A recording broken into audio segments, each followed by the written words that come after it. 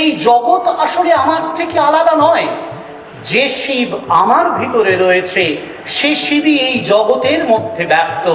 আমি জগৎকে আসক্ত রূপে দেখব না, আমি জগৎকে শিব রূপে দেখব, ভগবান রূপে দেখব। সেই শিব রূপে দেখা জগতের প্রতি কোন রকম কৃতজ্ঞতার প্রত্যাশাহীন সেবাই আমার জীবনে কর্মযোগের সাধনা হয়ে উঠবে। এবং এর থেকে যে ফল লাভ হবে তা কি আমি আমার জন্য নেব? মোটেই না। তা অর্পণ করব সেই ঈশ্বরের চরণে, যার জন্যে আমার জন্ম, যে জীবনকে নিয়ে আমার এ জীবনে চলা, যাকে ছাড়া এ জীবনে আমার অস্তিত্বের কোনো রকম সার্থকতা নেই।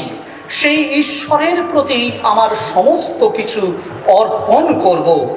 এবং প্রতি মুহূর্তে এই কাজগুলো করার জন্যে যে শক্তপোক্ত একটি মন দরকার, সেটি তৈরির জন্যে আমি যেন বাইরের এই ইন্দ্রিয় ভোগ্য পৃথিবী থেকে নিজের অন্তরকে ক্রমে সরিয়ে আনতে পারি।